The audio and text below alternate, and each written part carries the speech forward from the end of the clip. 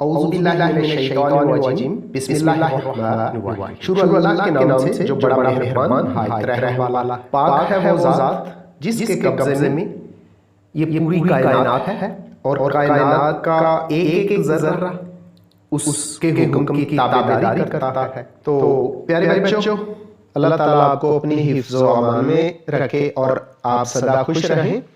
आज का lecture physics class 10 unit number 13 है, इलेक्ट्रोस्टैटिक्स।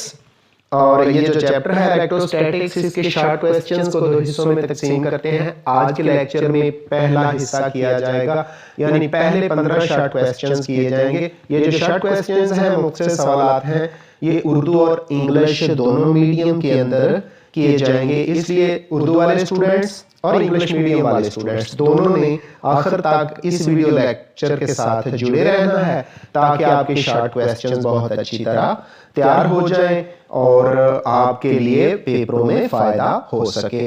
तो डियर स्टूडेंट्स, आपसे रिक्वेस्ट है कि प्लीज़ मेरे चैनल को सब्सक्राइब कर दें, बेल आइकन भी क्लिक कर दें, ताकि अहम लेक्चर्स का नोटिफिकेशन आपको बार वक्त मिलता रहे। मेरे वीडियोस को शेयर और लाइक भी किया करें। चैप्टर नंबर 13 इलेक्ट्रोस्टैटिक्स के जो शॉर्ट क्वेश्चंस हैं, उनका पहला हिस्सा करने जा रहे हैं। तो ये शॉर्ट क्वेश्चंस नोट्स की सूरत में तो उर्दू मीडियम में मौजूद हैं, लेकिन जब आपको बताया जाएगा तो दोनों, यानी उर्दू मीडियम भी बताया जाएगा और इंग्लिश मीडियम भी बताया जाएगा। तो आज के लेक्चर का, यानी चैप्टर नंबर 13 इलेक्ट्रोस्टैटिक्स, पहला शॉर्ट क्वेश्चन कुछ यूँ है: इलेक्ट्रोस्टैटिक्स या स्टैटिक इलेक्ट्रिसिटी से क्या मुराद है? इलेक्ट्रोस्टैटिक्स या स्टैटिक इलेक्ट्रिसिटी से क्या मुराद है? व्हाट इज़ इलेक्ट्रोस्टैटिक और स्टैटिक इलेक्ट्रिसिटी? तो स्टूडेंट्स, कभी उर्दू में इसको बर्क सकूनी का भी नाम देते थे। बर्क मीन चार्जेस इलेक्ट्रिसिटी और सकूनी मीन इन रेस्ट पोजीशन। तो डेफिनेशन सुन लें उर्दू के अंदर: साकन हालत में चार्जेस और उनकी खसूसियात का मुतालिया इलेक्ट्रोस्टैटिक्स कहलाता है। साकन mean in rest position, charges mean positive and negative charges. तो पॉजिटिव और नेगेटिव चार्जेस को पढ़ना और फिर जो उनके मुख्तलिफ करैक्टरिस्टिक्स हैं उनको पढ़ना क्या कहलाता है? इलेक्ट्रोस्टैटिक्स या स्टैटिक इलेक्ट्रिसिटी कहलाता है। In English, the study of charges and their characteristics in rest position in rest form is called electrostatics। मैंने आपके लिए एक और डेफिनेशन भी लिख छोड़ी है, ज़्यादा बेहतर अंदाज में लिख छोड़ी है। वो कुछ यूँ है: फिजिक्स की वो ब्रांच जिसमें चार्जेस का साकन हालत में मुतालिया किया जाता है, इलेक्ट्रोस्टैटिक्स या स्टैटिक इलेक्ट्रिसिटी कहलाती है। अब इंग्लिश में भी सुन लें: It is that branch of physics which deals with the charges in a rest position is called electrostatics or static electricity। Question number 2 है, चार्ज की तारीफ करें। Define charge. अब इसकी डेफिनेशन भी सुन लें। चार्ज किसी जिस्म की वो बुनियादी खसूसियत है। चार्ज किसी जिस्म की वो बुनियादी खसूसियत है जिसकी बिना पर वो किसी दूसरे जिस्म को, जिस्म कैसा होना चाहिए? कंडक्टर, दूसरे जिस्म को कशिश या दफा करता है। अब इंग्लिश में, charge is a basic characteristics of a body on which या on the basis of which it attracts और रिपेल अदर कंडक्टर और कंडक्टिंग बॉडी। क्वेश्चन नंबर 3 की तरफ चलते हैं।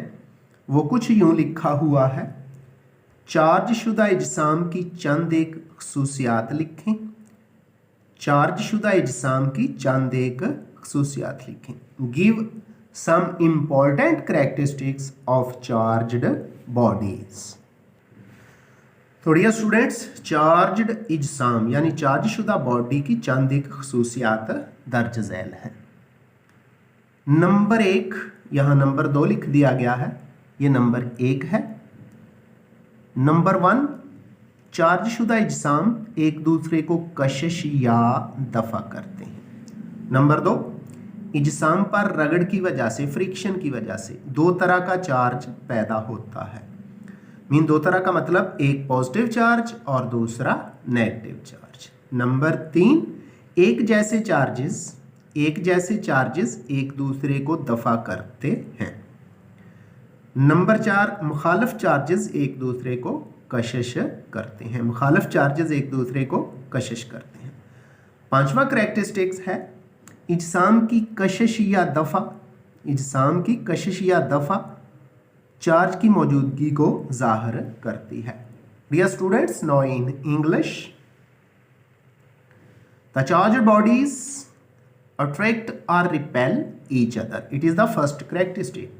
Number 2, charge is produced of two types on the bodies due to friction, or due to friction two types of charge is produced on the bodies. It is positive or negative. Number 3, the same charges repel each other.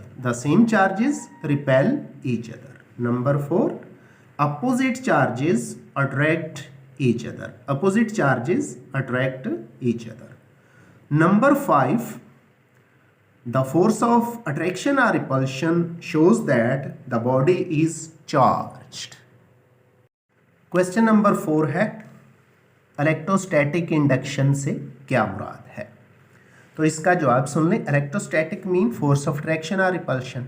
Induction के charges की वजह से किसी दूसरी body पर charge का induce हो जाना, दाखिल हो जाना। अब सुन लें जी जो जवाब लिखा हुआ है नोट्स की सूरत में। किसी चार्ज शुदा जिस्म की मौजूदगी में, यानी किसी कोई बॉडी हो उस पर चार्ज मौजूद हो, किसी चार्ज शुदा जिस्म की मौजूदगी में कोई दूसरी बॉडीज़ हैं जो कंडक्टर हैं या इंसुलेटर्स हैं कंडक्टर, लेकिन फ़िलहाल उन पर कोई चार्ज नहीं, तो उनको बोलते हैं इंसुलेटेड कंडक्टर्स। इंसुलेटेड कंडक्टर्स कैसे होते हैं कि जब उनको किसी सर्किट से जोड़ा जाएगा तो उनमें से करंट फ्लो करेगा, लेकिन जब अलहदा पड़े हुए हैं तो वो इंसुलेटेड कंडक्टर्स कहलाते हैं। तो आंसर है किसी चार्ज शुदा जिस्म की मौजूदगी में एक इंसुलेटेड कंडक्टर के एक सिरे पर, यानी एक एंड पर पॉजिटिव और दूसरे सिरे पर नेगेटिव चार्ज इंड्यूस करने के अमल को इलेक्ट्रोस्टैटिक इंडक्शन कहते हैं। मीन जब कोई चार्जशुदा बॉडी किसी इंसुलेटेड कंडक्टर के करीब लाई जाएगी, टच नहीं करनी, करीब लाई जाएगी, तो उसके एक एंड पर पॉजिटिव चार्ज आ जाता है, दूसरे सिरे पर नेगेटिव चार्ज आ जाता है। इस प्रोसेस को इलेक्ट्रोस्टैटिक इंडक्शन कहते हैं। Now in English, in the presence of a charge body, the one type of charge at one end of an insulated conductor and other type of charge on the opposite end of the insulated conductor induced is called electrostatic induction. अगले question की तरफ बढ़ते हैं। अगला question number 5 है, लिखा हुआ है इलेक्ट्रोस्कोप क्या है। इलेक्ट्रोस्कोप क्या है, इसका जवाब सुन लें। ऐसा इलेक्ट्रिक आला जो किसी जिस्म पर, किसी बॉडी पर चार्ज की मौजूदगी, चार्ज की शिद्दत, चार्ज की नौयत और चार्ज की मिकदार का पता चलाने के लिए इस्तेमाल होता है, इलेक्ट्रोस्कोप कहलाता है। Now in English, an electric device which is used to show the presence of charge, intensity of charge, nature of charge and quantity of charge on a body is called electroscope. इसी electroscope से निकला हुआ एक और short question है, वो है gold leaf electroscope क्या है। गोल्ड मीन सोना, लीफ मीन पत्ते, मीन पेपर, पतली बारीक पत्ती। गोल्ड लीफ इलेक्ट्रोस्कोप क्या है। ऐसी इलेक्ट्रोस्कोप होती है जिसके अंदर चार्ज को डिटेक्ट करने के लिए, चार्ज का पता चलाने के लिए सोने की पत्तियां इस्तेमाल की जाती हैं, इसको गोल्ड लीफ इलेक्ट्रोस्कोप कहते हैं। तो नोट्स की सूरत में जो आंसर लिखा हुआ है स्टूडेंट्स वो भी देख लें जी। तो गोल्ड लीफ इलेक्ट्रोस्कोप सोने के वर्क पर मुश्तमिल, गोल्ड सोना, गोल्ड लीफ इलेक्ट्रोस्कोप सोने के वर्क पर मुश्तमिल ऐसी इलेक्ट्रोस्कोप है जो बहुत सेंसिटिव, बहुत हसास होती है और चार्ज की मौजूदगी का पता चलाने के लिए इस्तेमाल होती है। Now in English, gold leaf electroscope is a device which is consists of gold leaf and it is used to find the presence of charge on a body. Its leaf are very sensitive, so we can say that gold leaf electroscope is a very sensitive device or instrument which is used to detect the presence of charge. अगला बहुत अहम short question, ये chemistry में भी पूछा जाता है। Conductors और इंसुलेटर्स से क्या मुराद है? कंडक्टर्स और इंसुलेटर्स से क्या मुराद है? इंसुलेटर्स का दूसरा नाम नॉन कंडक्टर्स भी है। तो डेफिनेशन सुन लें जी, चंद एक मिसालें भी देता चलूँगा। कंडक्टर्स ऐसे मटेरियल्स या इशिया, ऐसे मटेरियल्स या इशिया जिनमें से करंट या इलेक्ट्रिसिटी आसानी से गुजर सकती है, कंडक्टर्स कहलाते हैं। अब इंसुलेटर्स भी सुन ले, कंडक्टर्स की एग्जांपल सुन ले। जितनी भी मेटल्स हैं उनके बने हुए तार या मेटल्स की बनी हुई और चीज़ें, उनको अगर करंट या इलेक्ट्रिसिटी से टच किया जाए तो उनमें से करंट पास कर जाता है, करंट गुजर जाता है।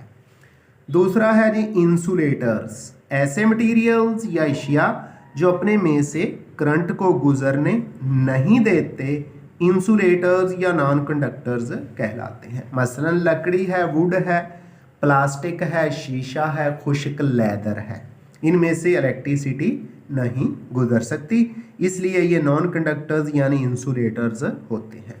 Dear students, now in English the materials are things through which current और electricity can pass are called conductors. For example, all metals. Insulators, the materials or things through which current or electricity cannot pass are called non-conductors or insulators. For example, wood, plastic and glass.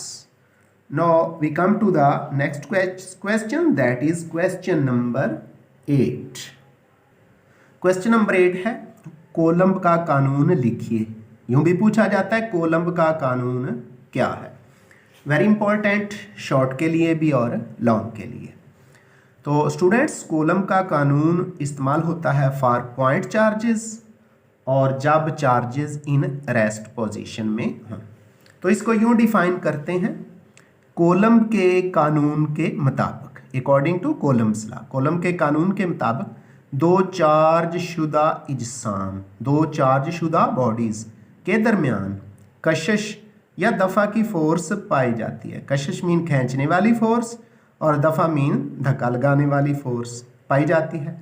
कशिश या दफ़ा की ये force उन इजसाम पर, जो दो bodies हैं, उन इजसाम पर चार्ज की मिकदार के हासिल ज़रब, यानी दोनों बॉडीज़ पर जितना चार्ज है उसकी प्रोडक्ट ले लें, उनका हासिल ज़रब ले लें, के डायरेक्टली प्रोपोर्शनल। मीन अगर दो बॉडीज़ पर चार्ज ज़्यादा है या दोनों बॉडी में से किसी एक बॉडी पर चार्ज ज़्यादा है तो कशिश या दफ़ा की फोर्स भी बढ़ जाती है। डायरेक्टली प्रोपोर्शनल का मतलब चार्जेस बढ़ने से कशिश या दफ़ा की फोर्स भी बढ़ जाती है।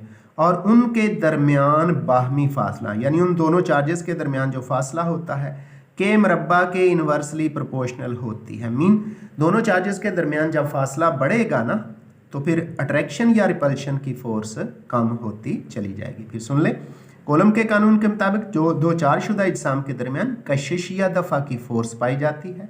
कशिश या दफ़ा की ये फोर्स उन इजसाम पर चार्ज की मिकदार के हासिल ज़रब के डायरेक्टली प्रोपोर्शनल और उनके दरमियान बाहमी फासला के मरबा के इन्वर्सली प्रोपोर्शनल होती है। इसकी मैथमेटिकल फॉर्म रियाजियाती शक्ल यूँ है, F इज़ इक्वल टू के कॉन्स्टेंट है, Q1 Q1 एक चार्ज है, Q2 दूसरा चार्ज है, ओवर R स्क्वायर क्या है? दोनों चार्जेस के दरमियान डिस्टेंस है, फासला है।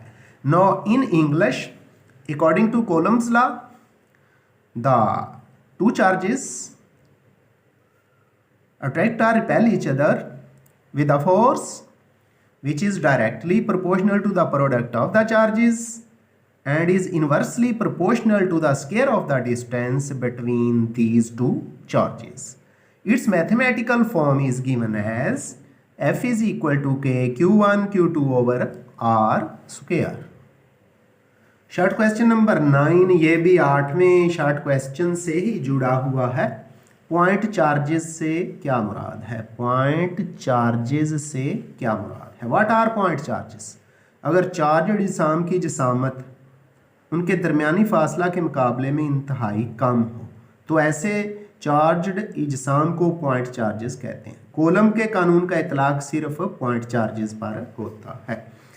जिसामत मीन उन पर चार्ज की मिकदार कम हो और बहुत छोटे हों। In English the two bodies are said to be point charges if they have small body shape and have very low charge on them are called point charges. Number 10 है electric field से क्या मुराद है? या यूं भी पूछ लेते हैं इलेक्ट्रिक फील्ड की तारीफ कीजिए। तो सुन लें, जवाब सुन लें नोट्स की सूरत में। किसी चार्ज शुदा जिस्म के इर्द गिर्द, किसी चार्ज शुदा यानी ऐसी बॉडी जिस पर चार्ज मौजूद हो, उसके इर्द गिर्द वो इलाका या एरिया यानी वो जगह जहाँ पर मौजूद दूसरे चार्जेस वो पॉजिटिव हों या नेगेटिव हों अपने आप पर कशिश या दफ़ा की फोर्स महसूस करते हैं, वो इलाका या एरिया इलेक्ट्रिक फील्ड कहलाता है। Now in English, the area or region around a charged body where other charges feels the force of attraction or repulsion, then that area or region is called electric field of that charged body. Question number 11, electric field intensity से क्या मुराद है? Electric field intensity से क्या मुराद है? इसका जवाब सुन लें जो मैंने आपके लिए लिख रखा है। खला यानी स्पेस, खला में मौजूद किसी मकाम पर, खला में मौजूद किसी मकाम पर इलेक्ट्रिक फील्ड की शिद्दत को, इलेक्ट्रिक फील्ड की शिद्दत को इलेक्ट्रिक फील्ड इंटेंसिटी कहते हैं। खला में मौजूद किसी भी मकाम पर इलेक्ट्रिक फील्ड की शिद्दत को इलेक्ट्रिक फील्ड इंटेंसिटी कहते हैं। इसकी इक्वेशन मसावात यूँ है, E is equal to F over q naught, E बराबर है एफ बटे q naught. Now in English the intensity of a charge in space at any point is called electric field intensity. Its equation is given as E is equal to F over Q naught. Electric field intensity की एक और definition भी सुन लें students. Electric field intensity unit positive charge पर अमल करने वाली force के बराबर होती है। Electric field intensity unit positive charge पर अमल करने वाली फोर्स के बराबर होती है। ये एक वेक्टर मिकदार है। इलेक्ट्रिक फील्ड इंटेंसिटी का SI यूनिट न्यूटन पर कॉलम है, न्यूटन फी कॉलम है, और ये मिंदरजा झैल फार्मूले से मालूम की जा सकती है, यानी फोर्स की मिकदार F is equal to QE। Now in English electric field intensity is equal to the force acting on unit positive charge. It is a vector quantity.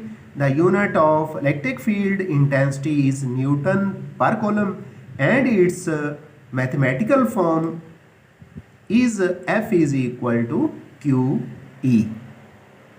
Question number 12 है, question number 12 है electric lines of force की तारीफ करें। Electric lines of force की तारीफ करें। किसी electric field में इलेक्ट्रिक इंटेंसिटी की सिमत को, किसी इलेक्ट्रिक फील्ड में इलेक्ट्रिक इंटेंसिटी की सिमत को लाइंस के ज़रिए भी ज़ाहिर किया जाता है।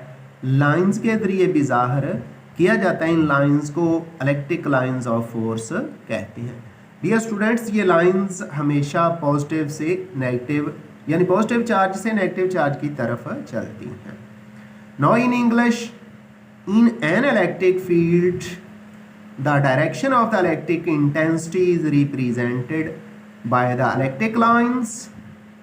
These lines are called electric lines of force. Students, अगले क्वेश्चन की तरफ जाने से पहले एक दो बातें आपसे। तो बहुत टाइम लगाकर बड़े अच्छे तरीके से साफ सुथरे अच्छी लिखाई में लिखे हुए नोट्स आपके लिए आते हैं। अब आपकी ड्यूटी ये बनती है कि वो लोग जो मेरे चैनल को देख रहे हैं वो इसको सब्सक्राइब ज़रूर करें, बेल आइकन भी क्लिक कर दें ताकि जो ही नया लेक्चर आए उसका नोटिफिकेशन आपको मिले। इसके अलावा मेरी वीडियोस को शेयर और लाइक भी किया करें, ख़ास तौर पे अपने क्लास फेलोज़ और दोस्तों में, और उनको चैनल सब्सक्राइब करने का भी कहें ताकि मेरी ज़्यादा से ज़्यादा हौसला अफजाई हो सके। अगर आप ऐसा करेंगे तो मेरी तरफ से आपका बहुत बहुत शुक्रिया। अगला शॉर्ट क्वेश्चन है, इलेक्ट्रिक पोटेंशियल से क्या मुराद है? इलेक्ट्रिक पोटेंशियल से क्या मुराद है? जवाब सुन लें। इलेक्ट्रिक फील्ड में किसी पॉइंट पर इलेक्ट्रिक पोटेंशियल वर्क की उस मिकदार के बराबर होता है जो एक यूनिट पॉजिटिव चार्ज को लामहदूद फासले से फील्ड के उस पॉइंट तक यानी फील्ड के अंदर तक लाने के लिए करना पड़ता है। Now in English, electric potential at any point in the electric field is defined as it is the work done on unit positive charge for bringing it from infinity to a point inside the electric field is called electric potential or simply potential. Now we come to the next short question, that is question number 14. जी, short question number 14 कुछ यूं है, volt की तारीफ कीजिए। Volt की तारीफ कीजिए जी। तो वोल्ट क्या होता है? पोटेंशियल या पोटेंशियल डिफरेंस का यूनिट है। सुन ले इसकी तारीफ। अगर एक यूनिट पॉजिटिव चार्ज को, अगर एक unit mean positive charge mean एक कॉलम चार्ज को एक पॉइंट से दूसरे पॉइंट तक, एक पॉइंट से दूसरे पॉइंट मीन पॉइंट ए से बी तक लाने में 1 जूल वर्क करना पड़े, 1 जूल वर्क करना पड़े, तो उस पॉइंट का इलेक्ट्रिक पोटेंशियल 1 वोल्ट होगा। अब इंग्लिश में भी सुन लें। 1 volt is defined as it is the amount of work done when 1 joule work is done on unit positive charge from bringing it from one point to another point is called 1 volt. Students, आज के lecture का आखिरी, ये जो पहला lecture था unit number chapter number 13 electrostatics, उसका आखिरी शॉर्ट क्वेश्चन है, पोटेंशियल डिफरेंस की तारीफ करें। पोटेंशियल मीन इलेक्ट्रिक पोटेंशियल और डिफरेंस फर्क। पोटेंशियल डिफरेंस की तारीफ करें। Define potential difference. Potential difference energy की उस मिकदार के बराबर होता है। पोटेंशियल डिफरेंस एनर्जी या वर्क की उस मिकदार के बराबर होता है जो एक यूनिट पॉजिटिव चार्ज एक पॉइंट से दूसरे पॉइंट तक फील्ड की सिमत में हरकत करते हुए मुंतकिल करता है। जो एक पॉइंट चार्ज, एक यूनिट पॉजिटिव चार्ज एक पॉइंट से दूसरे पॉइंट तक फील्ड की सिमत में हरकत करते हुए मुंतकिल करता है। Potential difference is the amount of work और energy which is equal to the work done in bringing work done added और subtracted for a unit positive charge when the point charges move from a point in the direction of the field is called potential difference. Students, आइंदा मुलाकात होगी आपसे इस chapter के अगले दूसरे lecture के साथ। मुझे मोहम्मद अब्बास को उस वक्त तक के लिए दीजिए इजाज़त। अल्लाह हाफिज़।